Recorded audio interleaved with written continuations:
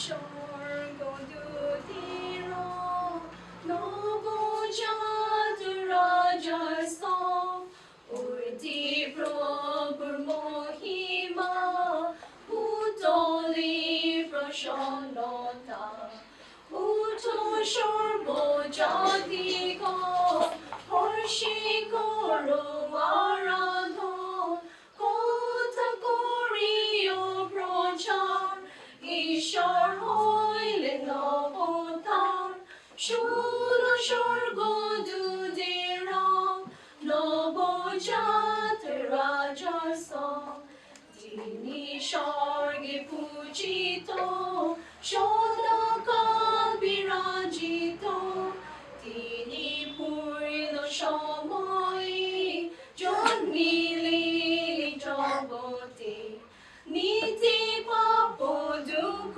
ভার হইলেন তিনি নরকার মর্ত্যলোকে মর্ত্যশান প্রকাশ করেন যিশু নাম শুনো স্বর্গদূতের নবজাত রাজার স্তব আইসধন শান্তির সিদ্ধ করো তব কাজ তুমি সততি পাপ ধর্মপাল মনোহর আপন মহাবলিতে ধ্বংস করো সর্বকে নরবংশের রাজ্য লয় মৃত্যু নাশী জীবতা শুনো স্বর্গদূতের নবজাত রাজার স্তব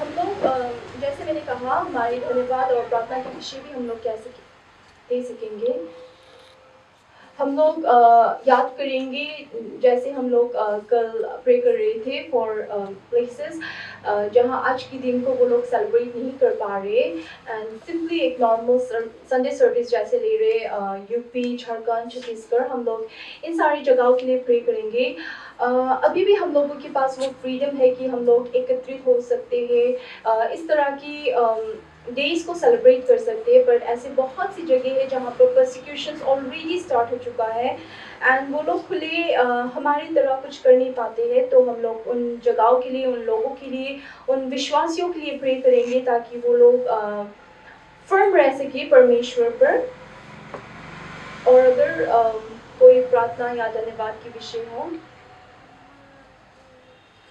नहीं तो हम लोग आगे बढ़ना चाहेंगे एंड हम लोग अभी ऑफरिंग में जाएंगे एंड हमारे बीच में मैं रॉनी को रिक्वेस्ट करना चाहूँगी वो हमारे बीच में आके ऑफरिंग कलेक्ट करेंगे एंड ऑफरिंग के लिए प्रे करेंगे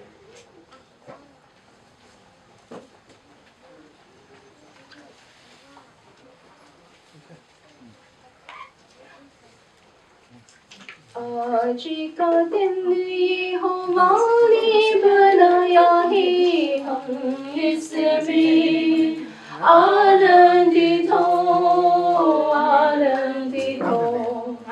आज का दिन यहोवा ने बनाया है हम इसमें आनंदित हो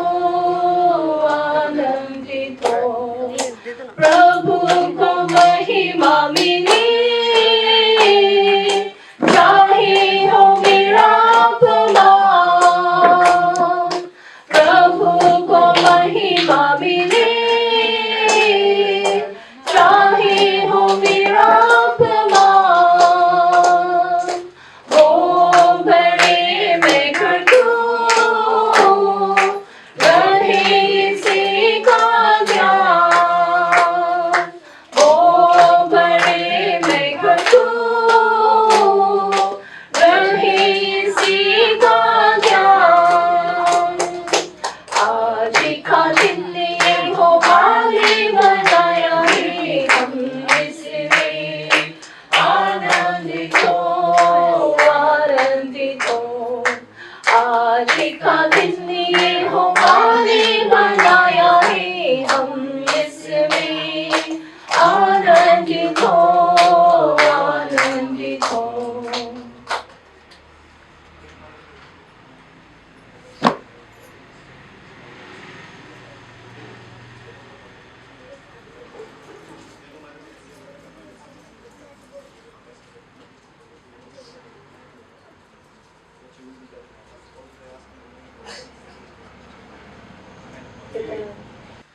praise the Lord, hallelujah, hallelujah. मैं विशेष तौर से परमेश्वर के धन्यवाद देता हूँ इसलिए क्योंकि आज का दिन तक हम जीवित हैं। परमेश्वर ने हमें आज तक जीवित रखा, ये सबसे बड़ी आशीष है। बहुत से लोग आज के दिन को देखने के लिए तरस रहा था, परंतु उनमें से बहुत से लोगों का इस प्रकार की मौका नहीं मिली जैसा हमें मिला। हालेलुया। क्या इसके लिए प्रभु का धन्यवाद कर सकते हैं? कह सकते कि प्रभु आज भी मैं जीवित हूं, इसीलिए मैं जीवित हूं ताकि परमात्मा परमेश्वर की महिमा कर सकूं, जिन्होंने मुझे रचा, बनाया और सींचा। हालेलुया। परंतु बहुत से लोगों का यह ज्ञान नहीं है कि परमात्मा परमेश्वर कौन है। बहुत से लोग खोज में है, तलाश में है। मेरे जीवन में 4 साल साधु के रूप में, संत के रूप में, मठ में, मंदिर में ढूंढ रहा था कि सच्चा जीवित परमेश्वर कौन है। बांग्लादेश से लेकर के इंडिया का कई क्षेत्रों में, उसके बाद नेपाल के कई क्षेत्रों में, उसके बाद नेपाल का झापा डिस्ट्रिक्ट में जब क्रिश्चियन लोग के ऊपर बहुत अत्याचार हो रहे थे, उसी समय एक बालक के द्वारा, कम से कम उसका उम्र जो था 11 से 12 साल का, उसने मुझे फर्स्ट टाइम सुसमाचार सुनाया कि आसमान का नीचे या धरती में और कोई नहीं है जिसके द्वारा मनुष्य को उद्धार मिल सकता है। मैंने उससे पूछा वो कौन है जिसके द्वारा हमारा उद्धार हो सके। उसने कहा यीशु। जैसा यीशु बोला तो मेरे हृदय में सुई की तरह छिद गई और मुझे याद आया 7 साल उम्र से, 7 साल कितना हो सकता है, उसी समय से मेरा एक खोज था कि जीवित परमेश्वर कौन है। एक खोज तो आया जो मेरे पिताजी का डेथ हुआ 7 साल उम्र में। उस समय मेरे एक सवाल था कि मृत्यु के बाद लोग कहां जाता है। मैंने सुना था सड़क और नरक है, 2 स्थान है, 2 स्थान का कोई भी स्थान पर जाएगा। नरक में वही जाएगा जिसका उद्धार नहीं हुआ, और सड़क में वही लोग जाएगा जिसका उद्धार हुआ, जिसको सल्वेशन कहते हैं, मुक्ति करते हैं, छुटकारा करते हैं। जिसको नहीं मिला वो नहीं जा सकता। पाप अधर्म से हमें छुटकारा पाना जरूरी है। और मैंने अपने विवेक से सोचता था कि क्या मैं पापी हूं। मेरी मम्मी से पूछता था कि पाप क्या है। मेरी मम्मी कहती थी कि झूठ बोलना पाप है, जो बचपन में हम लोग करते हैं। किसी को गाली देना पाप है, मारपीट करना गाली है, किसी का कोई वस्तु चुराना पाप है, जो बचपन पे किया जाता है। तो मैं सोचता था ये सारा पाप मुझ में है। खेलते खेलते किसी से झगड़ा भी हो गया, बुरा गाली भी दे दिया, किसी का सामान अच्छा लगा उसको चोरी करके लेके आया खेलते खेलते, ऐसा बहुत कुछ किया। मैं एक पापी हूं। 7 साल उम्र में मेरे अंदर में ये ज्ञान आया। तब से मेरा एक तलाश था। 7 साल लेकर के 17 साल तक इस तलाश में मैं रहा, भिन्न भिन्न क्षेत्रों में। आखिरी में नेपाल में जाके 16 साल में, जब मेरा उम्र 16 साल हुआ, तब प्रभु यीशु के सुसमाचार सुना। और यीशु को रिसीव करना है, ग्रहण करना है मुक्तिदाता के रूप में, सल्वेशन के रूप में। और वो मैं बांग्लादेश में किया। बांग्लादेश, अब जानते हैं बांग्लादेश हमारे नेबर कंट्री है बांग्लादेश। वहां पर जाके यीशु मसीह को मैंने ग्रहण किया कि उसको ग्रहण करना जरूरी है, क्योंकि बाइबल कहते हैं जितने लोग उसको ग्रहण किया, जो ग्रहण नहीं करता वह परमेश्वर का संतान नहीं हो सकता। और मैं चाहता था कि प्रभु यीशु मसीह को ग्रहण करके मैं परमात्मा परमेश्वर का संतान बनूं। और मैंने प्रभु यीशु मसीह का 1979 साल, आज से कम 40 साल प्लस हो गया। 1979 साल नवंबर महीने 1 तारीख बृहस्पतिवार का दिन बेला 11 बजे मैंने प्रभु यीशु मसीह को अपने जीवन में उद्धारकर्ता के रूप में स्वीकार किया। Praise the Lord, hallelujah. हमारे जन्म का तिथि होता है है क्या होता है कि नहीं? जन्म का बाद हमारा जन्म का सर्टिफिकेट लेना पड़ता है, बर्थ सर्टिफिकेट जिसको कहा जाता है। हर जगह पर इसको जरूरत होता है। हमारे आत्मिक जीवन का, आत्मा का जन्म का डेथ सर्टिफिकेट है या बर्थ सर्टिफिकेट है कि नहीं है? बहुत से लोगों का ज्ञान नहीं है कि मुझे उद्धार मिला है, कौन दिन मिला, कौन समय मिला, कैसे मिला, इसका कोई ज्ञान नहीं है। परंतु हमें निश्चित होना जरूरी है। इसी दिन, इसी समय, इसी घड़ी मैंने प्रभु यीशु मसीह को उद्धारकर्ता के रूप में मैंने स्वीकार किया, मैंने नया जन्म पाया। प्रभु यीशु ने निकोदेमुस के साथ यह बात किया था। यदि हम यूहन्ना रचित सुसमाचार उसका 3 अध्याय में पढ़े, उसमें लिखता है, सच सच मैं तुम्हें कहता हूं। निकोदेमुस कौन था?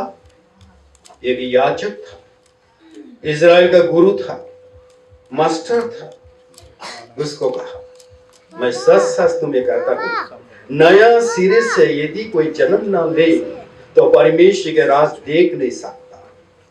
प्रवेश करने के बाद छोड़ दीजिए, देख नहीं सकता कि परमेश्वर के राज किंगडम कैसा है। ये नया जन्म होना आवश्यकता है। आज हमारे बीच में नहीं है, प्रभु का सेवक था जिसका नाम दिलीप सिंह था। उसने नागामीज में एक गाना गाया था। ये बहुत लोग फेमस हुआ था गाना।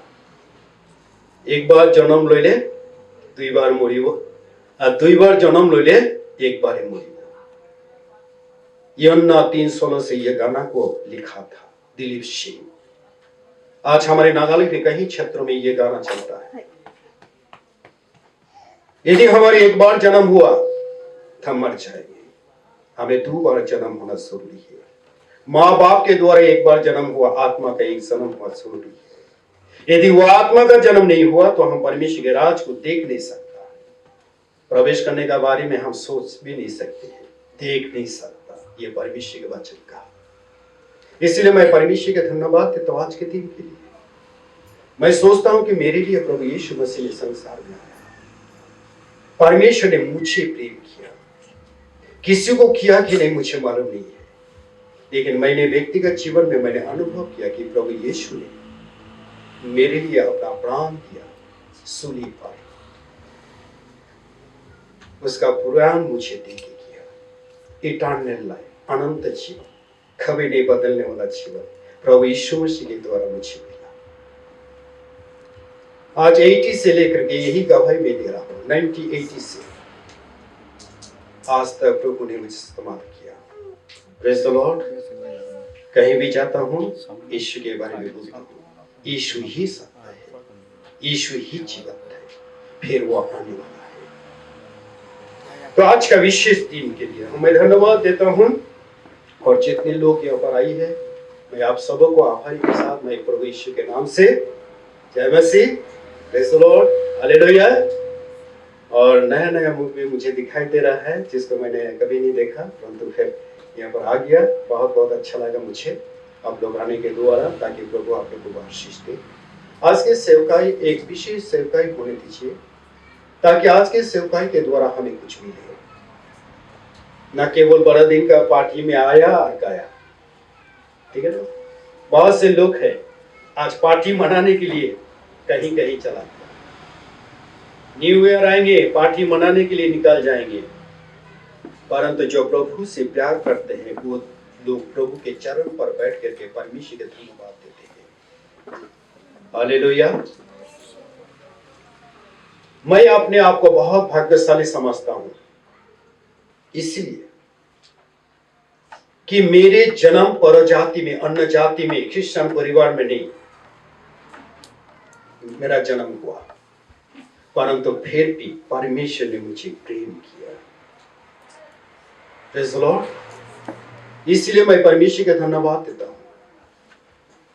मैं सोचता हूं मुझसे ज्यादा उनको धन्यवाद देना जरूरी है जिसका जन्म मसीह परिवार में हुआ है।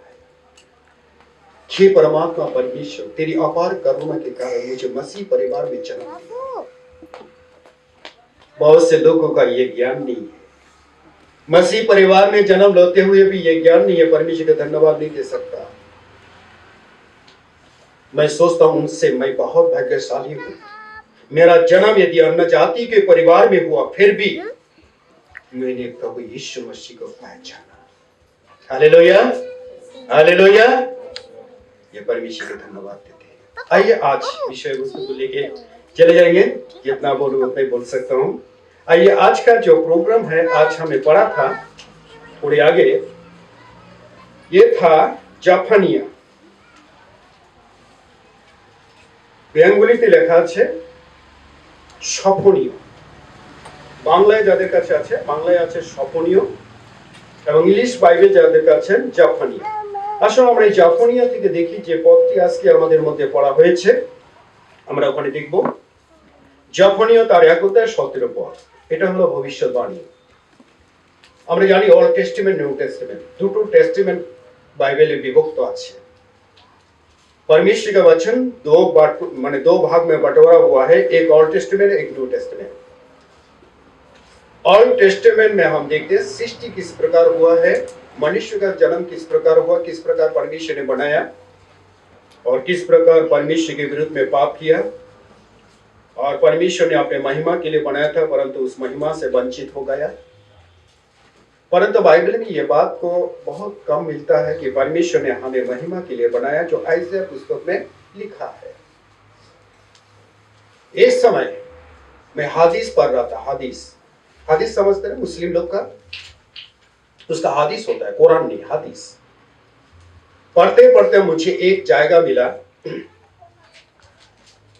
जहां पर खुदा ने अर्थात अल्लाह, जिसको हम ईश्वर बोलते हैं, गॉड बोलते हैं, उनसे सारे स्वर्गदूत अर्थात फरिश्ता से बात किया, मैं इंसान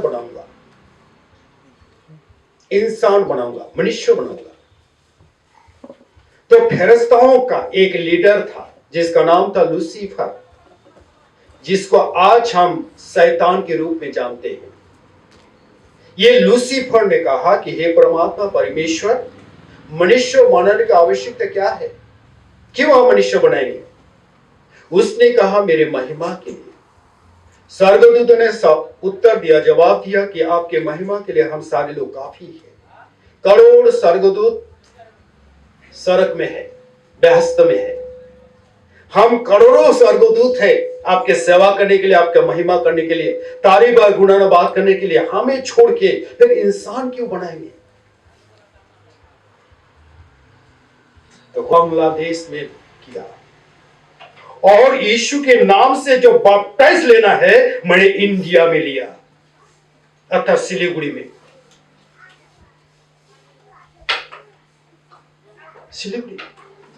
ये मेरे खोज था, और परमेश्वर का धन्यवाद देता हूं कि परमेश्वर ने मेरे खोज को पूरा किया।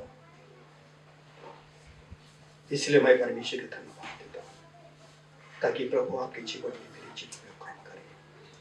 केवल ये संसार में जीना, खाना पीना, धन संपत्ति बटोरना के लिए हम प्रभु को ग्रहण नहीं किया, हम उस जीवन के लिए किया। मेरे पास कुछ भी न हो, यदि प्रभु है तो मेरे लिए सब कुछ है, क्योंकि क्षण भर का जीवन के बाद मुझे अनंत जीवन प्रभु के साथ मिलेगा, जहां केवल आनंद ही आनंद होगा। प्रभु का जन्म एक आनंद का दिन है, जो लोगों के जीवन में आनंद लाता है। यदि कोई अपने हृदय को खोल दे तो प्रभु उसके जीवन में, उसके अंतर में आनंद से भरता है। इसलिए परमेश्वर हम सबको आशीष दे। जन्मदिन का अर्थ ये है कि हम पाप में पड़े हुए थे, यीशु के जन्म के द्वारा हमें उद्धार मिला। परंतु आज दिन जो आनंद इसलिए हम मनाते एक तरह कि यदि प्रभु यीशु जन्म नहीं लेता तो हम जैसा गुनाहगार पापी कभी उद्धार नहीं पा सकता। इसलिए हम एक तरफ हम दुख मनाते हैं, हे प्रभु मेरे पापों के लिए, मेरे खातिर के लिए तूने क्रूस पर लटका, असहनीय यंत्रणा तूने मेरे लिए सहा, सबसे बड़ा दुख। इसलिए एक तरफ प्रभु मैं सबसे बड़ा दुखी हूं, मेरे लिए तूने दुनिया में आके तूने मेरे पापों को, मेरे गुनाहों को, मेरे दंड को तूने अपने कांधों पर उठाया। इसलिए एक तरफ मैंने प्रभु को दुख मना के कहा था, प्रभु मैं धन्य हूं, तेरे दुख के द्वारा मुझे उद्धार मिला, तेरे दुख के द्वारा मुझे शांति मिली। और क्या चाहिए? ये शांति संसार का नहीं है, आत्मा का शांति। मृत्यु के बाद लोग क्या करते हैं? अपने लोक शांति के लिए प्रार्थना करता है ताकि उसकी आत्मा को शांति मिले, लेकिन ये भी जानता है कोई किसी का कर्म का भाग नहीं होगा।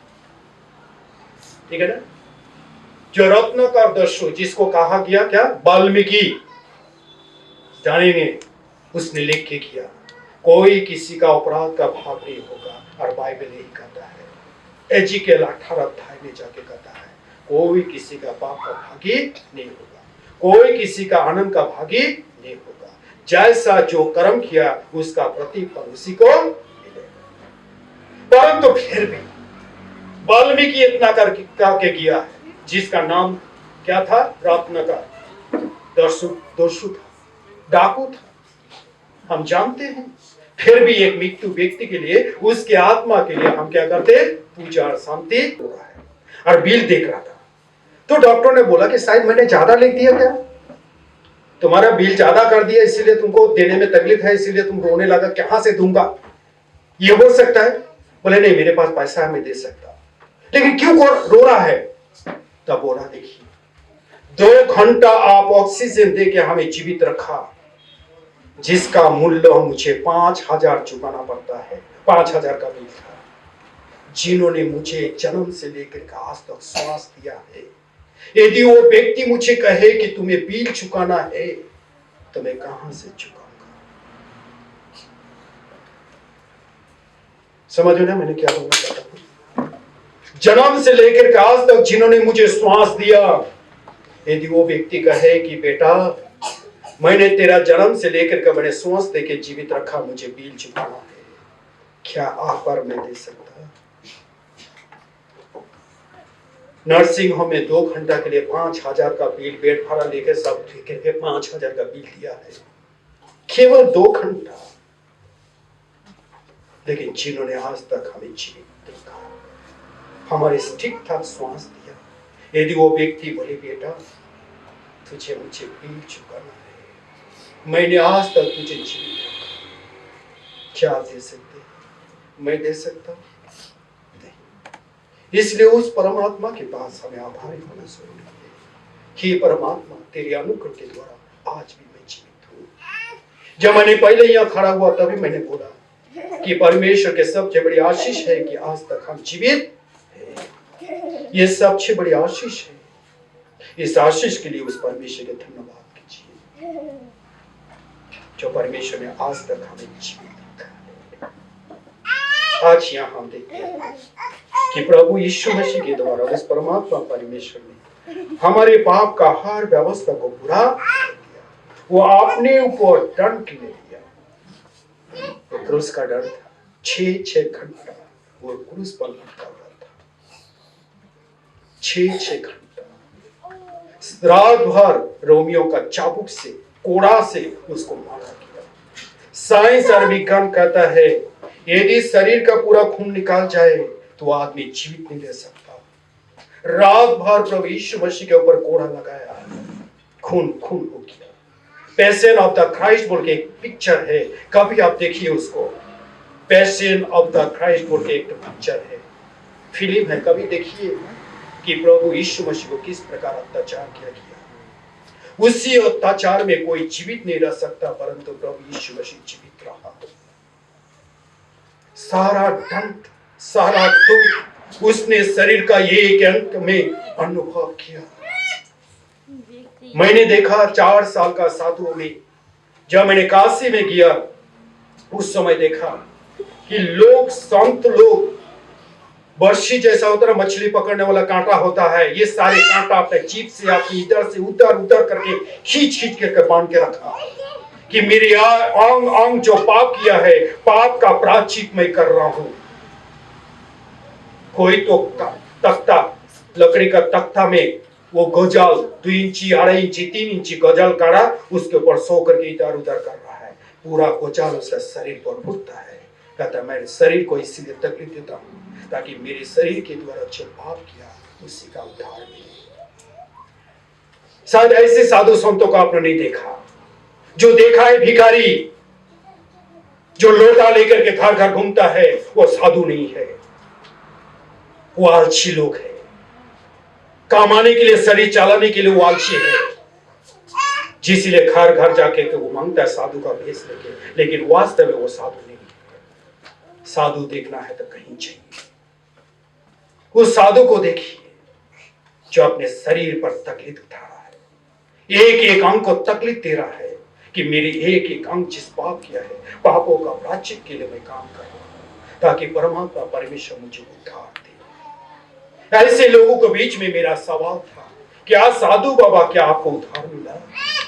आप इतना कुछ किया है, क्या आपको उद्धार मिला? एक ही जवाब देता था कि उद्धार मिले नहीं मिले ये ईश्वर का हाथ में है, मुझे मालूम नहीं है। मैंने बोला आपने काम किया है, आपको तो फल मिलेगा ही जरूर। बोले मिलेगा नहीं मिलेगा, ये तो ईश्वर का हाथ में है। अरे कैसे ईश्वर के हाथ में है? आप तो काम किया तो फल मिलना जरूरी है। मेरा सवाल ये था, लेकिन उसका जवाब मेरे पास एक आया, एक दृष्टांत तो मैं दिया कि देखो बेटा, एक किसान है, मान लो उसका 10 बीघा जमीन है। वो जानता है मेरे खेत में यदि मैं लेबर ना करूं, मेहनत ना करूं, दुख ना करूं, काम ना करूं, तो मुझे फल मिलने वाला नहीं। क्या घाम क्या बारिश में वो हाल चलाता है अपना खेत में और काम करता है फल के लिए। मान लो वो खेती किया है, उस साल में बरसात नहीं हुआ, खेती क्या हो गया? खत्म हो गया। कि हो सकता है फ्लड आ गया, पूरा फ्लड आया, सारा खेती बर्बाद हो गया। अब बेटा तुम बोलो, क्या वो मेहनत का फल मिला उसको? हमारा फल कैसे होगा? यदि परमेश्वर चाहे तो फल मिल सकता है, यदि ना चाहे तो कुछ भी नहीं मिलेगा। मैंने उस दिन निर्धारित किया, मैं नास्तिक पहुंचा। ईश्वर भगवान अल्लाह खुदा बोल के कोई भी नहीं। मैं मुस्लिम का मस्जिद में जाता था, नमाज पढ़ता था, ताकि वहां से मुझे नाजात का कोई अनुभव मिले। 7 साल उम्र से 17 साल तक, 16 साल तक मैंने इसी काम में लौली था। लेकिन उद्धार मुक्ति केवल प्रभु यीशु मसीह के द्वारा, जो पवित्र बाइबल निश्चित रूप से बताया कि आसमान का नीचे ये धरती में और कोई नाम नहीं है जिसके द्वारा तुम्हारा उद्धार मिल सकता है, वो है प्रभु यीशु मसीह, जो हमारे गुनाहों के लिए, हमारे पापों का प्रायश्चित के लिए आपने आप को बलिदान के रूप में क्रूस में दे दिया है। उतना ही नहीं, 3 दिन के बाद प्रभु यीशु मसीह फिर जी उठा है। उसने कहा, मैं जीवन और पुनरुत्थान मैं हूं, जो मुझ पर विश्वास करे यदि मर भी जाए फिर भी जीवित रहेगा अनंत काल के लिए। उस जीवन के लिए आज मैं प्रभु यीशु मसीह पर विश्वास किया। मैंने धर्म चेंज नहीं किया, मैंने मन परिवर्तन किया। धर्म में कोई उधार नहीं है, धर्म उधार नहीं दे सकता है। यदि उधार देते हैं वो प्रभु यीशु मसीह। बहुत से लोग धर्म लेता है, धर्म चेंज करता है, इसलिए कहावत है, भेष बदलने से क्या होगा, दिल को बदलना चाहिए। एक धर्म से दूसरा धर्म जाएंगे फर्क नहीं पड़ेगा। आपका मन को परिवर्तन करना जरूरी है, जो यीशु मसीह का प्रचार ही था। ईश्वर का राज्य जो किंगडम है तुम्हारा नजीक है, इसलिए तुम क्या करो, मन परिवर्तन करो ईश्वर के राज के लिए। प्रभु यीशु मसीह ने यह प्रचार किया, धर्म प्रचार नहीं, मन परिवर्तन प्रचार किया, ताकि लोग मन परिवर्तन करें और प्रभु यीशु मसीह पर विश्वास करें, क्योंकि यीशु मसीह ही हमारे उद्धार। इसलिए हम परमेश्वर के धन्यवाद देते हैं, जो व्यवस्था, रीति रिवाज, विधि विधान जो हमने बनाया, ये मनुष्य ने बनाया, ऐसे बड़े पंडित लोग बनाया ताकि लोगों को शासन करे। मैंने देखा मेरे जीवन में 62 प्लस मेरा उम्र चल रहा है। ये 62 प्लस में मैंने देखा 16 साल का बाप ने। इसलिए परमेश्वर हमें अनुग्रह करे। ये संसार हमारा दिन हमेशा के लिए है। ये संसार को छोड़ के एक दिन हमें जाना जरूरी है। कहाँ जाए सवाल ये है। आज यहाँ पर आए, समय खत्म होगा, अपना अपना घर चल जाए। जब मृत्यु आएगा तो कहाँ जाएगा? सवाल आपने आपको कीजिए कि मेरी मृत्यु के बाद मेरी आत्मा कहाँ जाएगा? ये आपके ऊपर निर्भर करता है। आप जानते हैं आत्मा को कहाँ ले जाना है। बहुत से लोगों का ज्ञान नहीं है, इसलिए अंतर्दृष्टि खुलना जरूरी है, जिसको कहा जाता है जब तक हमारी अंतर्दृष्टि न खुले। मैं बचपन में स्कूल जाता था, मैंने पढ़ाई नहीं किया। 12 साल में मैंने घर छोड़ दिया, मेरा पढ़ाई नहीं है। आप लोग जानते हैं कि रेवरेंड कमल चंद्र दत्त बड़ा प्रचारक है, मैंने कहीं जाके प्रचार करता हूं, लेकिन मेरा पढ़ा लिखा नहीं है। परमेश्वर ने मुझे सिखाया। जब छोटा में स्कूल गया, मैं नहीं जानता आज का डेट में सिखाता है कि नहीं, बंगाली में इसमें कर टीचर बोलते थे, बोलो एक ए चंद्र, 1 2 3 पढ़ाता था। आप लोग पढ़े थे क्या? एक ए चंद्र, चंद्र का मतलब क्या है? चंद्रमा। दुए पक्ष, 2 पक्ष है, शुक्ल पक्ष कृष्ण पक्ष, ये 2 पक्ष है। 3 नेत्र, 3 चोख है, लेकिन हमारा चोख 2 है। लेकिन पढ़ाया जाता है 3 नेत्रों, 4 वेद। 4 वेद है ना, रामवेद, सामवेद, यजुर्वेद, अथर्ववेद, ये 4 वेद है। बाकी जो किताब है, रामायण, महाभारत, गीता, भगवत गीता, ये धर्मशास्त्र नहीं है। आज सुनिए मेरे पास से, यदि धर्मशास्त्र है, 4 वेद को धर्मशास्त्र माना जाता है। इसलिए वेद पढ़िए। वेद में प्रभु यीशु मसीह के बारे में लिखा है, उस बलिदान के बारे में लिखा है जो बलिदान करने के बाद भी जीवित होगा। वही बलिदान लोगों को उद्धार करेगा। कुरान पढ़िए, उसमें लिखता है हजरत ईसा अलैहिस्सलाम के बारे में, क़यामत के दिन में फिर आएगा, आज भी वो जीवित है। 1,44,000 पैगंबर जो मुस्लिम लोग कहते हैं, उनमें से केवल एक यीशु मसीह है, जिसको हजरत ईसा अलैहिस्सलाम बोलते हैं। आज बहुत से धर्म है। बुद्ध ने कहा एक सच्चाई है, ये सच्चाई तुम्हें आजाद करेगा, लेकिन मुझे आज तक वो सच्चाई क्या कौन है मुझे मालूम नहीं है। वो सच्चाई के तलाश में रहो, जब सच्चाई मिल जाएगा तुम आजाद बन सकते हो। बुद्ध बोला था, कहां पर बोला था? काशी में। उसका जन्म नेपाल में, काशी में वो ध्यान किया, जहां पर बड़े से बड़े मंदिर है। मैंने नेंगोटी लगा कर उस सब जगह घूमता था। इसलिए आज मैंने किसी को कंडम नहीं करना चाहता हूं, एक सच्चाई को बताना चाहता हूं। कोई धर्म के विरुद्ध में नहीं बोलना चाहता हूं, लेकिन एक सच्चाई जो है उसी को बताना चाहता हूं, ताकि आप सच्चाई को जाने, सच्चाई को जाने कि हम परमेश्वर के प्रतिरूप में, परमेश्वर हमें बनाया। इसलिए परमेश्वर हमें आशीष दे। जो हमारे रीति रिवाज, हमारे विधि विधान, हमारे नियम रीति थीति जो नहीं कर सकता है, परमेश्वर ने अपने पुत्र के द्वारा कर दिया है। वह है प्रभु यीशु मसीह। लास्ट एक भाष पढ़ेंगे यूहन्ना रचित सुसमाचार में, यदि 11 अध्याय पढ़ेंगे, उसमें लिखता है, मैंने एक वचन करके खत्म करना चाहता हूं। यहाँ प्रभु यीशु मसीह ने दावा किया, क्लेम किया और बड़े अथॉरिटी साथ, अधिकार के साथ ये बात बोला। 11 अध्याय का 25 पद में यहाँ लिखता है, यीशु ताहादे कहिलेन, आमी पुनरुत्थान ও জীবন, যে আমাতে বিশ্বাস করে সে মরিলেও জীবিত থাকিবে। हम कोई नहीं मरना चाहते हैं, जीवित रहना चाहते हैं। फिर भी हम जानते हैं एक दिन तो मर जाएंगे, लेकिन बाइबल कहता है मरने के बाद तुम्हारे पास जीवन रहेगा।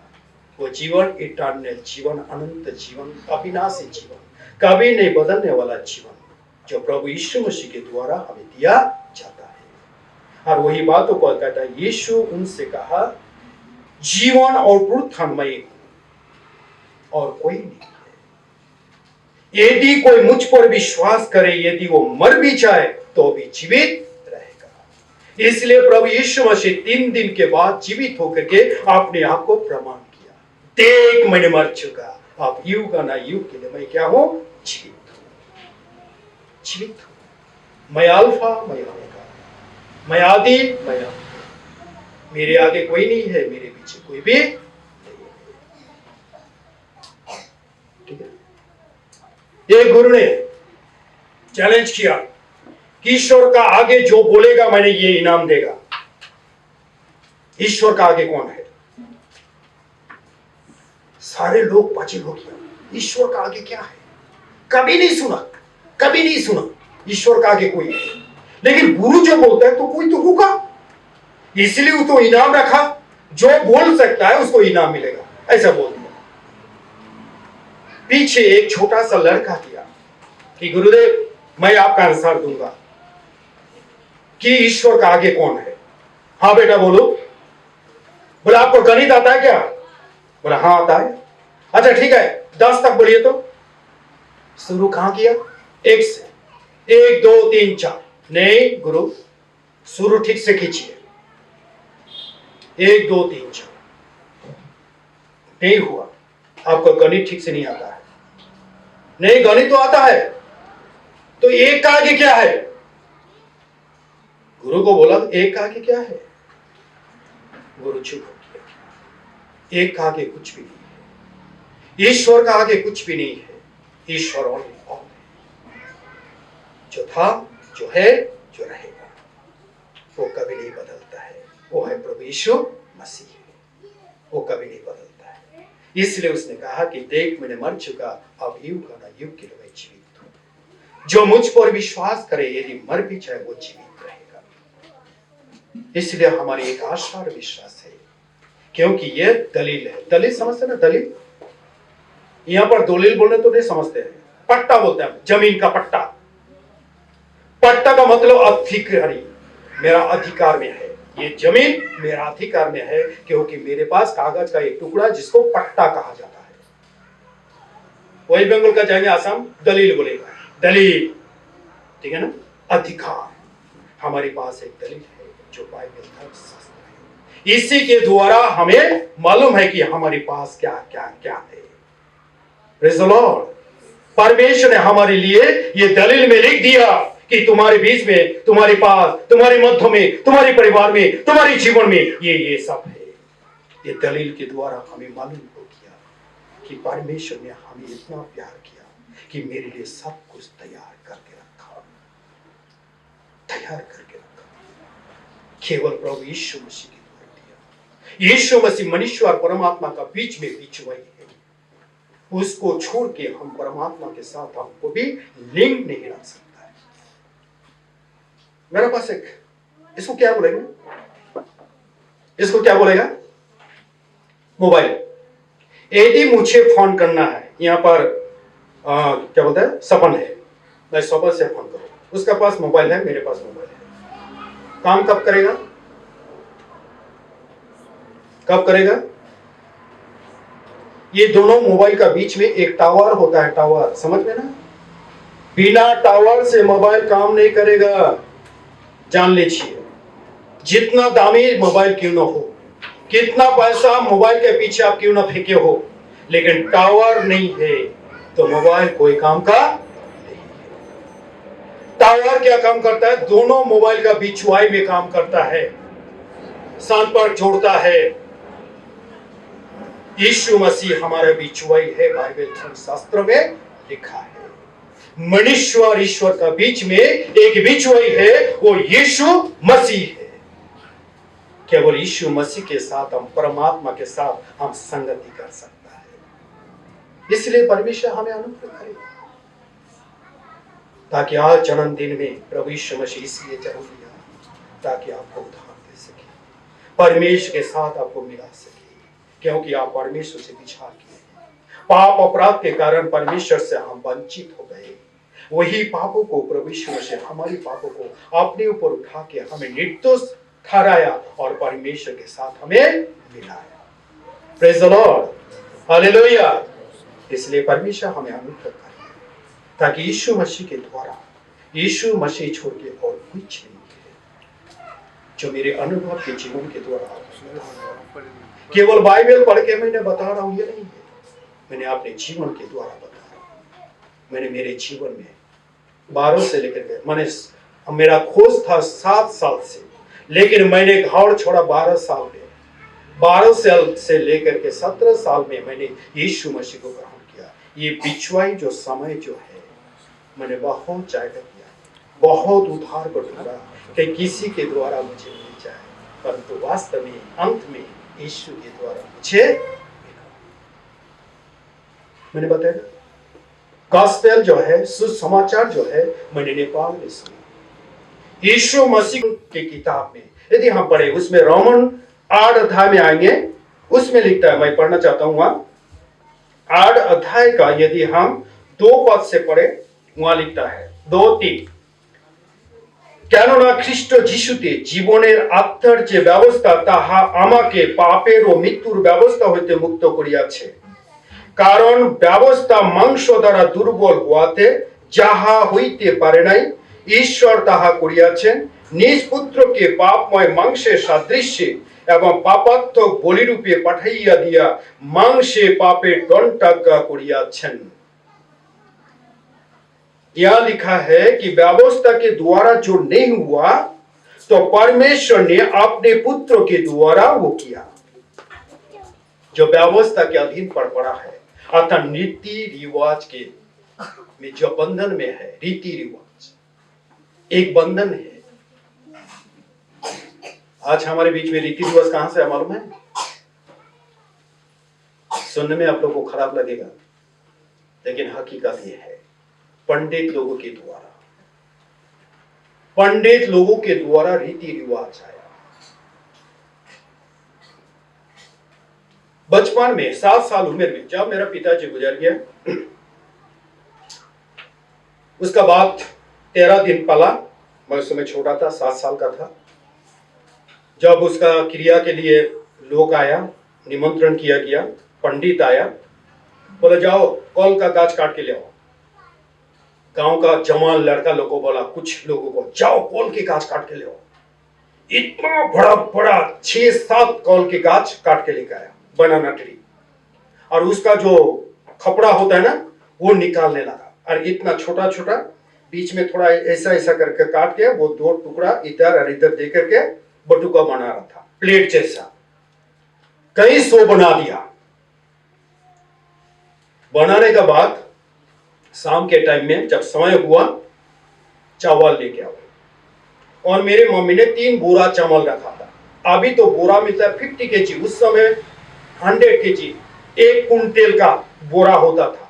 आप लोगों को मालूम होगा, 1 कुंटल 100 केजी का बोरा होता था उस समय। तो मेरे मम्मी 300 केजी चावल रखा था कि उस दिन के लिए, जिस दिन ब्राह्मण आएगा, श्राद्ध के समय में पूजा करेगा और वो चावल देना है, ये लगा है।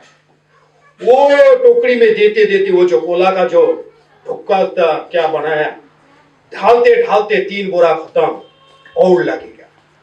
पड़ोसी के घर में 1 बोस्ता लेके आया, उसके बाद आधा बोस्ता ना थोड़ा बहुत लेके आया, ऐसा किया। उस समय से मेरा अंदर में एक सोच आया कि एक इंसान मरने के बाद इतना कुछ लगता है। बोले, मैंने जब पूछा कि ये तुम्हारा बाबा के लिए है, वो तुम्हारा बाबा खाएगा। समझ में ना? जब तक नरक में रहेगा तब तक, नरक का बाद वो वहां से निकलेगा। मुझे इस प्रकार की रॉन्ग टीचिंग दिया था, और उस दिन मैंने बड़ा गुस्सा होकर के, जो पूजा का मंडप में होता था ना, एक तो मिट्टी का भांड, उसमें लाल गमछा, आम पत्ता और एक नारियल रहता था, उसी को उठा करके मैंने उसका माथा में किया था। तब से मेरे भय और भक्ति जो है उड़ गया था रीति रिवाज पर, कि रीति रिवाज विधि विधान में छुटकारा नहीं है। उसके बाद बोला गोदान देना पड़ेगा, इसलिए देना पड़ेगा बैतरणी नदी पार होने के लिए। यदि बैतरणी नदी पार होना है तो गोदान देना जरूरी है। तुम्हारे बाबा को बैतरणी नदी को पार होके जाना है स्वर्ग में। गौता बाद में मैंने कैलकुलेशन करने लगा, सोचने लगा, क्या उस दिन वो गोरू रहेगा, गाय रहेगा, जिसका पूछ पकड़ करके मेरा बाबा इस पार से उस पार जाए? इस प्रकार की भूल सिद्धांत मेरे विचार बचपन 7 साल उम्र से मेरे अंदर में एक बीज जैसा बोलने लगा। आखिरी में मैंने प्रभु यीशु मसीह को पाया। मेरे जीवन में बहुत से बड़ी कहानी है। आज मैंने वो प्रभु यीशु मसीह का एक प्रचार इसलिए मेरी बोझ और जलन हिंदुस्तान का कहीं पार्ट में जाकर के मैं प्रभु की सेवा करता हूँ। जरूरत होगा तो नेपाल में, बांग्लादेश में, क्योंकि ये 3 कंट्री मेरे जीवन में बड़े से बड़ी आशीष का कारण हुआ है। इसलिए ये 3 कंट्री जो है, 3 देश जो है, मेरे लिए बड़ा बर्डन है कि ये 3 देश में जाके मैं प्रभु की सेवा करूं, सच्चाई को लोगों को बताऊं, सच्चाई क्या है। और यह लिखता है जो व्यवस्था के द्वारा जो नहीं हो पाया, इसलिए बहुत लोग करते करते थक चुका है। आज बहुत से नास्तिक बन गया, क्या होगा ये सब करके। इस प्रकार के सिद्धांतों में बहुत से लोग आ गया, व्यवस्था में थक गया, उसके लिए बोझ बन गया व्यवस्था, क्योंकि सारे पंडित लोगों के ऊपर बोझ दबा रहा है। तुमको बोझ को उठाना पड़ेगा, तब तुम्हारा उद्धार होगा, तुम्हारा छुटकारा होगा, तुम्हारे परिवार में शांति मिलेगा, तुम्हारा परिवार का बच्चा लोग अच्छा रहेगा। ऐसे बोझ डाल दिया, परंतु बहुत से लोग बोझ उठाते उठाते थक चुका है। बहुत से लोग नास्तिक बन चुका है, बहुत से लोग ईश्वर को नहीं मानता है। परंतु आज यहाँ पर परमेश्वर का वचन कहता है, व्यवस्था के द्वारा, नियम और रीति रिवाज के द्वारा जो हो नहीं पाया, वो चीज परमेश्वर ने अपने पुत्र के द्वारा कर दिया। Praise the lord. प्रभु यीशु मसीह हमारे पापों का प्रायश्चित है। उसने हमारे गुनाहों के लिए पापों का प्रायश्चित हुआ। एक है प्रायश्चित और एक है उद्धार। जब मैंने साधु संतों के साथ रहा तब मैंने सीखा था, और बाद में बाइबल में आकर के मैंने उस बातों को और सीखा। उद्धार किसको कहा जाता है? पापों से उद्धार पाने के लिए क्या करना पड़ता है मालूम है? कोई जानवर, कोई पंछी को चुनना पड़ेगा, उसका निर्दोष होना चाहिए, कोई उसको खूत नहीं होना चाहिए, निखूत जिसको कहा जाता है, ऐसे पशुओं को लाना पड़ता है। ला करके पंडित के पास लाएगा और कहेगा कि मैंने ऐसे गुनाह किया, ऐसा अपराध किया, मैं उससे उद्धार पाना चाहता हूं। तो पंडित क्या करेगा? बोलेगा कि अब तुम क्या करो, तुम इस पशु के माथा पर हाथ रखो और मन से बोलो कि ये जो पाप किया, अन्याय किया, अधर्म किया, जो भी गिल्टी मेरे अंदर में है, मैंने नहीं किया, इसी ने कराया, इसके कारण मैंने किया, सारा दोष इसके ऊपर दे दो। जैसे मान लीजिए मैं बच्चा हूं, मेरे एक साथी है, मेरा एक फ्रेंड है, उसने बोला चलो, मेरा नाम है कमल दत्ता, कमल चलो ना एक बार जाकर के टाउन से घूम के आएगा, मेरा काम है उसको करके आएगा, चलो ना, चलो मैं मेरे साथ। उसने मुझे कहा चल, बोलकर काम दोनों चल दिया। और मेरी मम्मी बुला रहा है घर में, कमल कमल बोल के बुला रहा है, लेकिन नहीं। बाद में आया 2 घंटा के बाद और मुझे बोला कहाँ गया था तू? बड़ी गुस्सा से, क्योंकि कम से कम 2 घंटा तो मुझे खोजा, नहीं मिला था। बड़ी गुस्सा से पूछा कहां से किया था? मैंने बोला बाजार। क्यों किया था? नहीं मैं नहीं किया था, मेरा जो साथी है ना, वो रानी जो है ना, वो मुझे लेके गया, मैं नहीं ले गया। खबरदार, मुझे पूछे बिना कहीं नहीं चला। तो मैंने सारे गलती किसके ऊपर दे दिया? रानी को ऊपर दे दिया। रानी ने मुझे नहीं किया, मैंने नहीं किया, रानी ने किया। तो मेरी मम्मी शांत हो गई। दंड नहीं दे सकता है, मार नहीं सकता है,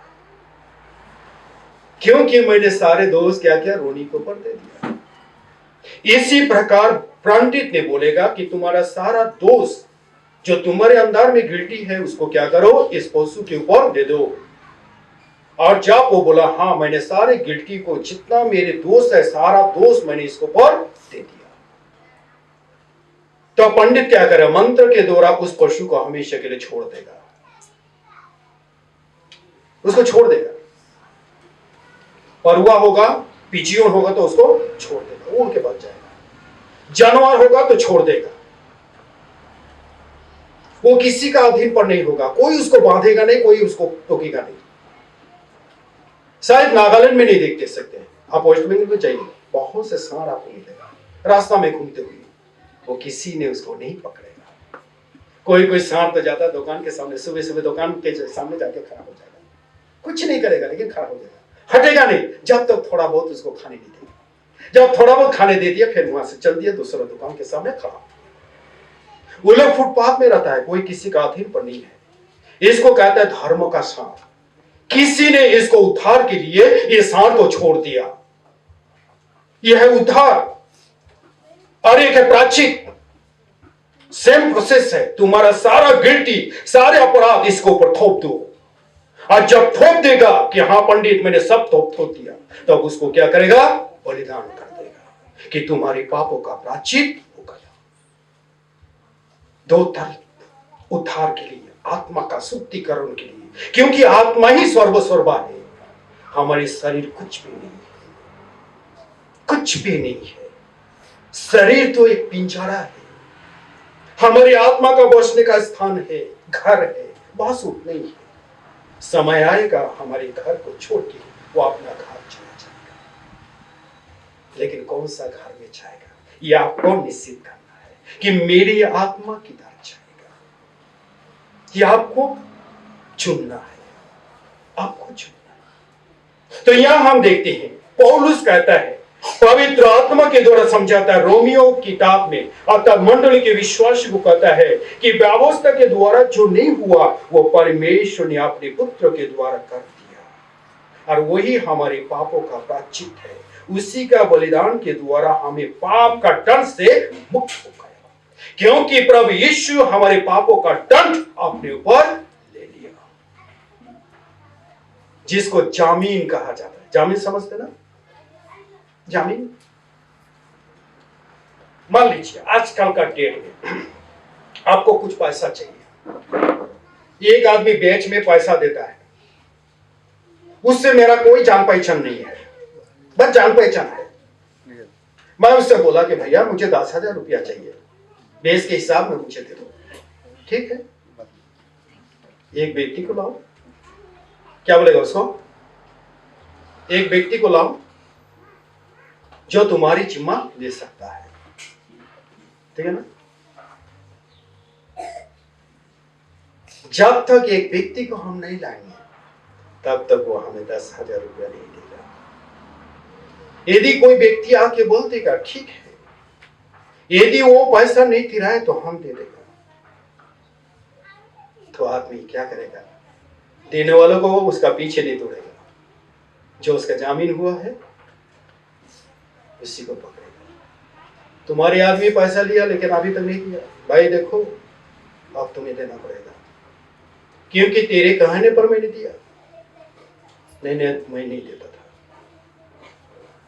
उसी व्यक्ति को पकड़ेगा। आज प्रभु यीशु मसीह हमारा जामीन है, उसने हमारे अपराध को अपने ऊपर ले करके हमें छुटकारा दिया, हमें उद्धार दिलाया है। उद्धार परमात्मा परमेश्वर है। प्रकाशित वाक्य का रेवलेशन में लिखा है, उद्धार हमारा यहोवा का है, उद्धार हमारा परमेश्वर का है, और प्रभु यीशु मसीह के द्वारा हमें दिया गया है। यीशु के द्वारा परमेश्वर के उद्धार हमें दिया है। आज हम उद्धार पाए हुए लोग, इस उद्धार को किस प्रकार से हम इस्तेमाल कर रहे हैं, इस प्रकार हमें अपने आप को सोचना विचार करना। आज प्रभु यीशु मसीह जन्म ऐसे नहीं हुआ, आम इंसान की तरह होना है हो गया, लेकिन प्रभु यीशु मसीह का जन्म लेना एक विशेषता था। विशेषता था, कई हजार साल पहले से प्रभु यीशु मसीह को तैयार किया गया था, ताकि केवल यीशु मसीह पापियों के लिए अपना प्राण दे दे। जब इंसान पाप किया तब परमेश्वर ने प्रतिज्ञा किया था कि मैंने अपने बेटा प्रभु यीशु मसीह को इस संसार में भेजूंगा। जो उत्पत्ति की किताब जेनेसिस में लिखा है, जब इंसान ने पाप किया, पाप के कारण परमेश्वर ने उसी दिन उसने निर्णय किया है। कुछ संडे पहले, एक संडे पहले ना, सेकंड संडे, मेरा बहुत बुखार था, मेरे बेटी को मैसेज देने की बोला, लेकिन उसी से मुझे बहुत कुछ सीखा। नीनवे शहर के बारे में जोना को भेजा गया। हम जानते हैं कि वो निनवे जो है वो आइडल पूजा करने वाला वो लोग थे। उनके बीच में परमेश्वर भेजता है अपने दासों को, जाके तू क्या कर, उनकी गलतियों को दिखा दे। और परंतु वहां पर कुछ घटना हुआ था। जब वहां पर गया था तो एक पेड़ के नीचे उसको बचने का स्थान मिला, अपने तंबू लगाया और वो पेड़ जो है एक रात में निकाला था। बहुत सा बड़ा पेड़ एक रात में निकाला और निकालने के बाद जोना बहुत संतुष्ट हुआ कि धूप और घाम से बचने के लिए परमेश्वर ने मेरे लिए एक क्या किया, गाछ खड़ा कर दिया और गाछ का नीचे रहने लगा। एक कीड़ी आकर के गाछ का जो मूल जो है, जड़ जो है, जिसको रूट कहा जाता है, उसको खा लिया। और जब खा लिया एक रात में वो मर गया। जब एक रात में मर गया, जोना बहुत क्रोधित हुआ, बहुत गुस्सा हुआ कि ये परमेश्वर ये गाछ को क्यों आपने मार डाला, बोल के बहुत गुस्सा हुआ। तो ईश्वर ने उससे कहा कि देखो बेटा, ये गाछ को ना तू लगाया ना पानी डाला, कुछ भी नहीं किया, कुछ भी मेहनत नहीं किया, फिर भी वो नाश होने से, वो मर जाने से तेरा बहुत पीड़ा हुआ। मैं परमात्मा परमेश्वर, मैंने सारे दुनिया को बनाया। जब ये नाश हो रहा है तो मुझे पीड़ा नहीं लगेगा? क्या मुझे पीड़ा नहीं लगेगा? जब लोग नाश होएगा मुझे पीड़ा लगेगा, क्योंकि मैंने उसको रचा, बनाया और सींचा। मैंने आज तक उसको जीवित रखा। कुछ दिन आके लॉकडाउन किया, बंबई से मेरा एक साथी फोन किया, कहा कि सिलेंडर, ऑक्सीजन सिलेंडर ब्लॉक में खरीद कर रहा था, नहीं मिल रहा था, लोग छुपा रहा था। बहुत से लोग बहुत पैसा इनकम किया, बहुत से लोग गरीब हो गया। दो प्रकार हुआ ये लॉकडाउन में। आप लोग, आपका मेरा भी बहुत जानकारी है। कोई तो बहुत पैसा कमा लिया, कोई तो बहुत कंगाल हो गया, ठीक है ना। तो उस समय क्या हो रहा है, ब्लॉक में बिक्री हो रहा था। तो एक सिलेंडर 2 लाख रुपया मंगा था। 2 लाख रुपया मंगा, कमती करते केवल 2000 कमती किया। 1,98,000 से एक सिलेंडर किया। एक सिलेंडर रात दिन 24 घंटा यदि किसी को दिया जाए, 5 दिन 5 डेज चलता है, उसका आगे नहीं चलेगा। लेकिन बाद में वो आदमी मर गया, सिलेंडर नहीं है बोल के, ठीक है ना। लेकिन परमात्मा परमेश्वर आज तक हमें बचा के रखा। यदि हमारे श्वास को रोक देता तो हमारा क्या परिणाम होता। एक बार एक व्यक्ति था जिसको क्या बोलेगा, सांस का बीमारी, क्या बोलेगा, अजमा जिसको कहा जाता है, ऐसे एक बीमारी था। सांस लेने में बहुत तकलीफ होता था। उसको उठा के ले गया हॉस्पिटल में और उसको सांस दिया ऑक्सीजन। 2 घंटा के बाद वो नॉर्मल हो गया। अब 2 घंटा के बाद उसको बिल दिया, नर्स का हाथ में बिल दिया है कि वो बेड में जो है उसको बिल दे दो, वो काउंटर में वो पैसा देने के लिए बोलो। तो बिल जब ले गया तो बिल देकर बहुत रोने लगा, इतना जोर जोर से रोने लगा। वो नर्स डर गया, अरे बाबू ये तो आदमी तो ठीक ठाक था, अभी क्यों रो रहा है। वो तुरंत डॉक्टर के जाकर बोला, डॉक्टर साहब मैंने उस बीमारी व्यक्ति को जो अभी नॉर्मल हो गया, ठीक हो गया, उसको मैंने बिल दिया, बिल लिखने के बाद वो रोना शुरू कर दिया, इतना रो रहा है, चुप नहीं हो रहा है। तो डॉक्टर को खबर था, डॉक्टर भी दौड़ दौड़ के आया, क्या हो गया बोल के। जब दौड़ दौड़ के आया तो उसको पूछा क्या हुआ, कुछ नहीं हुआ। ठीक लग रहा है कि नहीं, बोला मुझे ठीक लग रहा है, मैं बिल्कुल ठीक हूं। तो क्यों रो रहा है, सुंदर बनाने का पीछे लगा हुआ है। परमेश्वर ने हमें अति सुंदर अपने प्रतिरूप में बनाया, परंतु हमारे बनावटी जीवन में हम खुश नहीं है, इसलिए हम परमेश्वर को धन्यवाद नहीं दे सकते। परमेश्वर के पास हम आभारी नहीं हो सकते, परंतु मनुष्य कि परमेश्वर के सामने क्या हो, आभारी बने। तो यहां हम देखते हैं ओल्ड टेस्टामेंट में जो हमने आज पढ़ा, 3 अध्याय का 17 पद सभानीय अर्थात जफनिया में वहां पर लिखा है, मैं बेंगुली में पढ़ता हूं, इसमें लिखा है, তোমার ঈশ্বর সদাপ্রভু তোমার মধ্যবর্তী সেই বীর পরিত্রাণ করিবেন, তিনি তোমার বিষয় পরম আনন্দ করিবেন, তিনি প্রেম ভরে মৌনী হইবেন, आनंद गान द्वारा तुम्हार विषय उल्लास करिबेन। परमेश्वर अपने वचन के द्वारा हम सबों को आशीष दे। आइए हम वचन के लिए प्रार्थना करें। एक बार आंख बंद करें। हमारे परम पवित्र परमेश्वर, नासरत यीशु के नाम से इस समय तेरे पास आते हैं, जो आज के दिन में विशेष रूप से जो वचन हमारे सामने रखा, ये वचन की गहराई क्या है, लंबाई क्या है, चौड़ाई क्या है, ऊंचाई क्या है, हमें कुछ भी मालूम नहीं है। इसलिए परमात्मा परमेश्वर तूने हमें अनुग्रह कर, ताकि पवित्र आत्मा के द्वारा इस वचन की गहराई तक हम जाए, ताकि आने वाले समय में, आने वाले दिन में हमारे जीवन तेरे महिमा कर सके। जो भविष्य वक्ता के द्वारा जो वचन तूने कहा, जो नासरत यीशु में पूरा हुआ, आज इसी के बारे में हम चर्चा करने वाला है। पवित्र आत्मा तू हमें अगुवाई कर, पवित्र आत्मा तूने अपने अधीन पर हमें ले, ताकि तेरा वचन हमें सुनने मिले, समझने मिले, ताकि हमारे जीवन तेरे महिमा कर सके। तेरे वचन कहता है जिसका कान है सुने।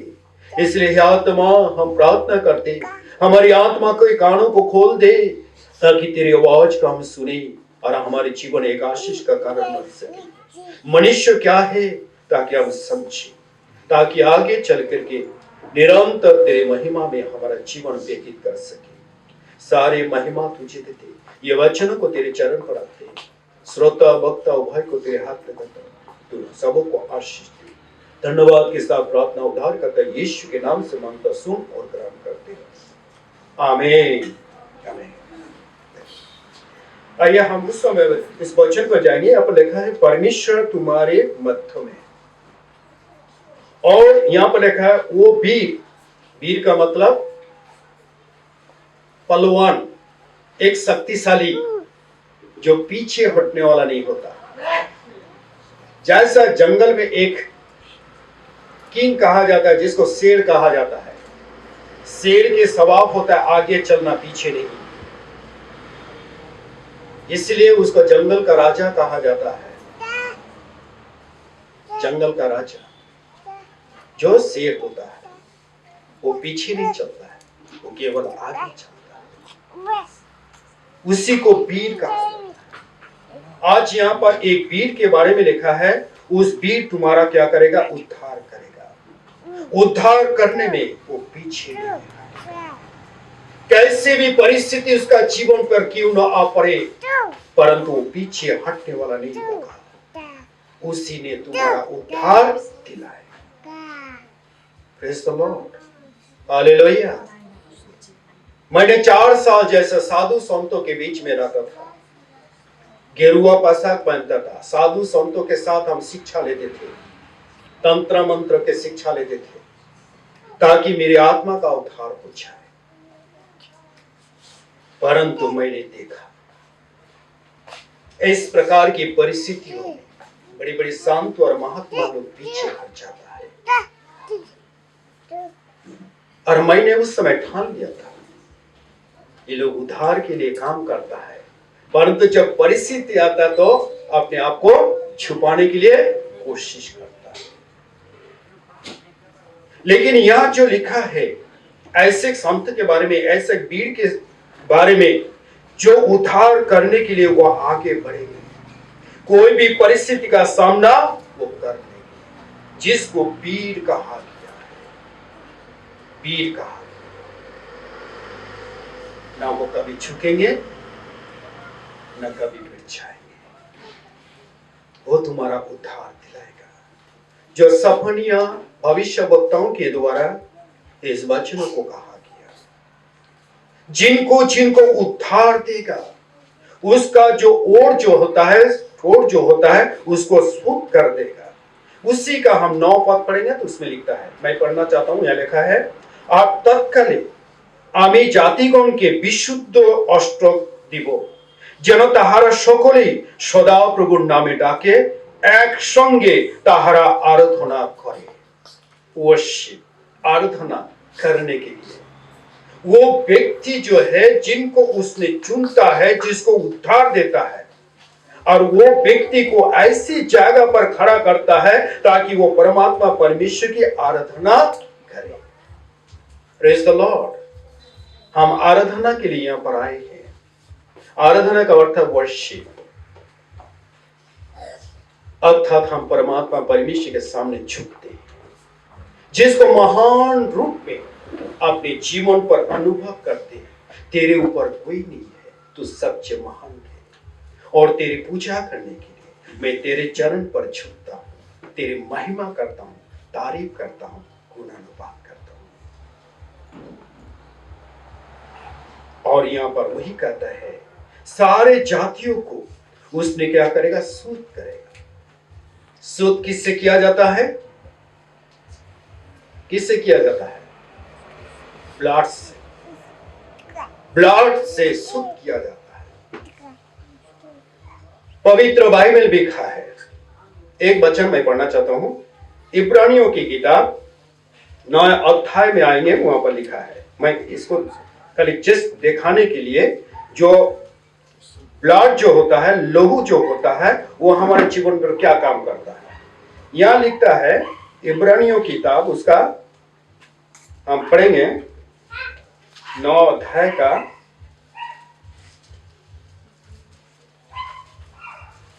22 पद। यहां पर लिखा है,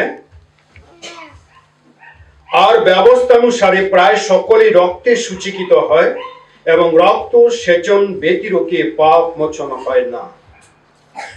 हर धर्मशास्त्र में इस बातों को कहा गया।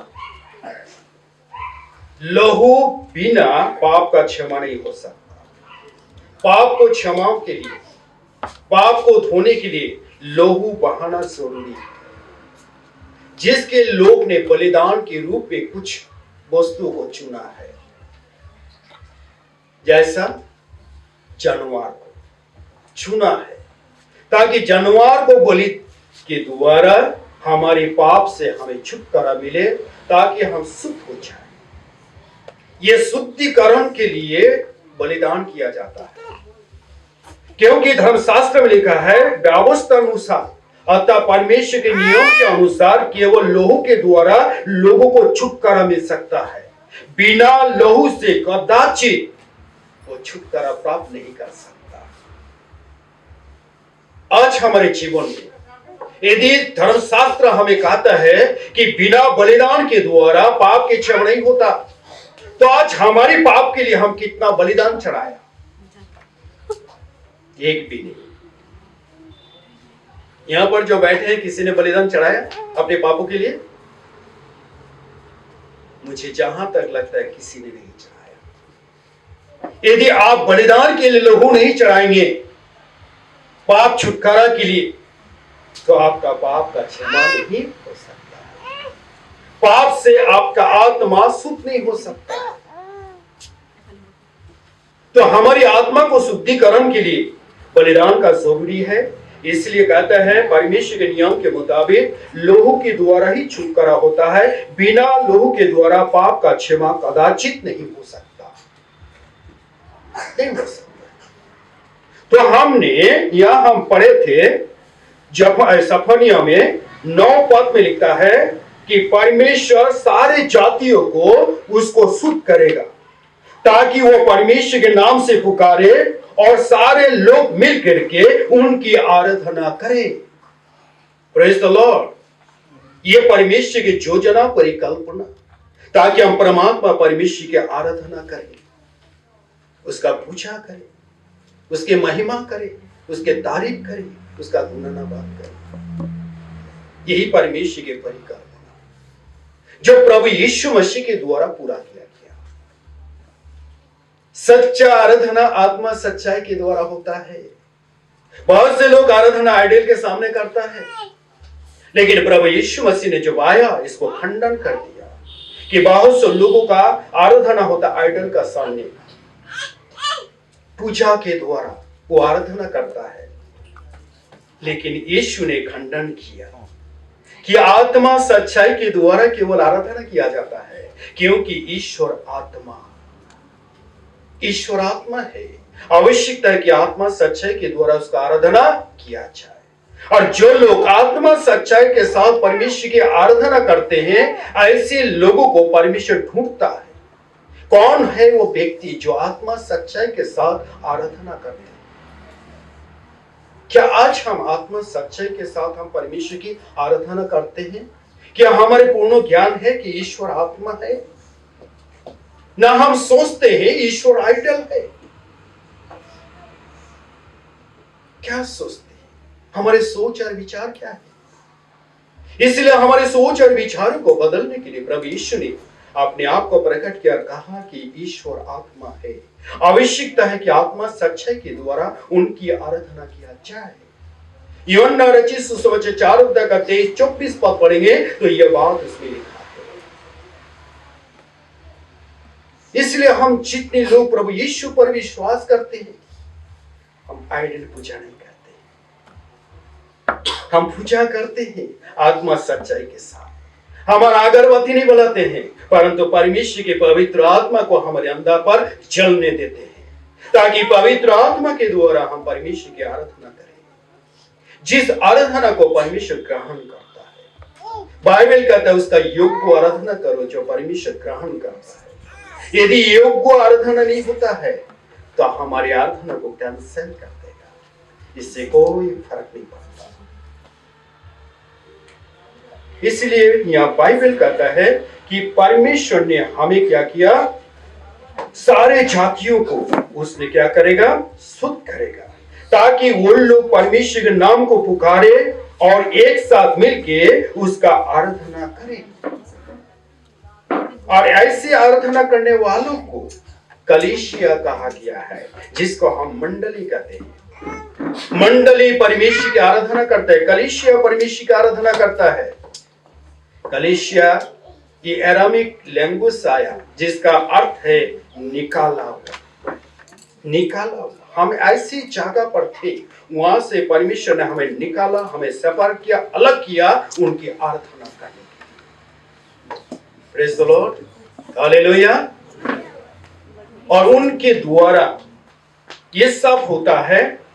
और यहां पर हम देखते हैं उनके द्वारा जो परमेश्वर करेगा, ये सफनिया बोलता है ऐसे समय आएगा सारे जातियों को शुद्ध करेगा, सारे जातियों को इकट्ठा करेगा, ताकि सारे जाति मिलके यहोवा परमेश्वर की आराधना करे।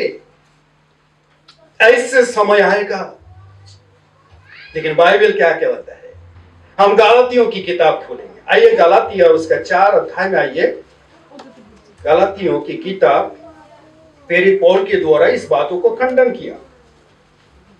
4 अध्याय का 4 पद में 4 पद में लिखता है, किंतु काल संपूर्ण হইলে ঈশ্বর আপনার নিকট হইতে আপন পুত্রকে প্রেরণ করিলেন। তিনি স্ত্রী জাত ব্যবস্থার অধীনে জাত হইলেন, যেন তিনি মূল্য দিয়া ব্যবস্থার অধীন লোকদিগকে মুক্ত করেন, যেন আমরা দত্ত পুত্র प्राप्त হই। यह परमेश्वर के वचन कहता है जब समय पूरा हुआ। परमेश्वर के निश्चित एक समय था, जब वो समय पूरा हुआ उसने अपने पुत्र प्रभु यीशु मसीह को ये संसार में लाया, प्रकट किया, ताकि उसी का प्रकटीकरण के द्वारा हमारा छुटकारा हो सके, हमारा उद्धार हो सके, हमें मुक्ति मिल सके। ये परमेश्वर की परिकल्पना था। जब समय पूरा, करीबन 2000 साल पहले प्रभु यीशु मसीह इस संसार में जन्म लिया। उसका जन्म का कहानी बहुत बार चर्चा होते हैं चर्च में, बहुत से लोग जानते हैं। आज हर एक घर में बाइबल पाठ मिलता है, हर लोग जानते हैं उसका जीवन कैसे है। हम जानते हैं प्रभु यीशु मसीह का जन्म माँ बाप के द्वारा नहीं हुआ है। किसके द्वारा हुआ? केवल एक स्त्री के द्वारा। क्योंकि परमेश्वर के एक नियम था, यदि कोई मनुष्य यह संसार में आना है तो एक ही रास्ता है, उस रास्ता को छोड़ के कोई नहीं आ सकता, वो है मां का गर्भ। मां का गर्भ छोड़ के कोई इंसान इस संसार में आया क्या? बता सकते हैं क्या? कोई इतिहास है, कोई हिस्ट्री का है? कैसे व्यक्ति आसमान से टपक पड़ा? मैं रामायण पढ़ रहा था। सीता का जन्म कहां से हुआ मालूम है? जनक राजा का बेटी था, लेकिन खुद का बेटी नहीं था। उसका थोड़ा सा कहानी बता रहा हूं, लेकिन वो मेरा चर्चा का विषय नहीं था, परंतु कुछ समझने के लिए मैं बताना चाहता हूं। वो जनक राजा, उसका कोई संतान नहीं था। एक समय देश में अकाल पड़ा, पानी नहीं हो रहा, खेती नहीं हो रहा है। अकाल में बहुत से लोग तकलीफ उठा रहे हैं। कोई लोग अपना गांव छोड़ के, देश छोड़ के दूसरा देश में चला जाता है। तो बहुत से लोग बोलते हैं, राजा आप आठपुरा है। आठपुरा समझते हैं, जिसका बच्चा नहीं होता है उसको आठपुरा कहा जाता है। आपका आठपुरा होने का कारण यह अकाल पड़ा है, ऐसा बोला। इसका समाधान हो सकता है यदि आपका कोई बच्चा होगा। हाँ, तुम्हारा बच्चा होगा। यदि तुम पति और पत्नी जाके जमीन पर हाल चलाओ तो तुम्हारा क्या होगा? बच्चा होगा। राजा तब बोला, प्रजा लोग बहुत दुखी है, तो प्रजा का सुख के लिए, शांति के लिए राजा अपने रानी को कहा कि रानी चलो जमीन पर हाल चलाएंगे, तुम हाल पकड़ना और मैं हाल खींचूंगा, बैल मैं हूंगा। बिना बैल से राजा ने हाल खींचने लगा और रानी हाल पकड़ा, और हाल जाते जाते एक मटका फाल में लग गया। हाल का फाल होता है, वो फाल में लग गया, अटक गया। बड़ा कोशिश के साथ उसको निकाला, देखा एक मटका। मटकान के अंदर में कौन था मालूम है? सीता था। मटका के अंदर में सीता था, और वो सीता को अपना घर पर लाया, दरबार पर लाया, उसको पाल पोस के बड़ा किया। उसका कहानी बहुत लंबा है। क्या साइंस बता सकता है मटका के अंदर में कोई संतान जन्म ले दे सकता है? तो साइंस फेल हो जाएगा। साइंस और विज्ञान ना रहेगा। साइंस कभी भी नहीं बोल सकता है कि मटका के अंदर में किसी का जन्म हो सकता है। लेकिन हम जानते हैं कि यदि कोई मनुष्य यह संसार में आना है तो मां का गर्भ से आना है, कोई दूसरा रास्ता नहीं। इसलिए प्रभु यीशु जो परमात्मा परमेश्वर की एकलौता संतान है, जो यूहन्ना 3:16 में लिखा है कि परमेश्वर की एकलौता बेटा जो मनुष्य का उद्धार के लिए उसने दान कर दिया, गिफ्ट के तरफ दे दिया, ताकि लोग उस गिफ्ट को ग्रहण करें। वो भी एक स्त्री के गर्भ में होकर के संसार में आया। और वही बात यहां पर सेंट पौल गलातियों की मंडली को लिखता है, जब समय पूरा हुआ कि परमेश्वर ने अपने निकट से अपने पुत्र को भेजा एक स्त्रियों के द्वारा, ताकि लोगों को उद्धार मिल सके। जो नियम के बंधन पर पड़ा हुआ है, सारे नियम को तोड़ करके यीशु उसको निकाले। आज हम बहुत से नियम कानून पालन करते हैं, किसके लिए? आत्मा का शांति के लिए, घर का शांति के लिए, परिवार का शांति के लिए, उद्धार के लिए, मुक्ति के लिए, छुटकारा के लिए, कुछ के लिए हम एक नियम के बंधन में पड़े हैं। परंतु प्रभु यीशु मसीह चाहता था जो लोग बंधन में पड़े हुए हैं व्यवस्था, नियम, रीति रिवाज में, ताकि उनको छुटकारा मिले। असंभव है, ये नहीं हो सकता। इसलिए पूर्ण ज्ञान केवल पवित्र बाइबल हम दे सकते हैं। इसलिए परमेश्वर आप सबको आशीष दे। जो समय आपने दिया है प्रभु आपको आशीष दे। मैं आपको कुछ नहीं दे सकता, लेकिन मेरे प्रभु जिन पर मैं विश्वास करता हूँ वो उसने आपके आत्मा में, आपके हृदय में, आपके परिवार में, आपके बच्चों में आशीष। आइए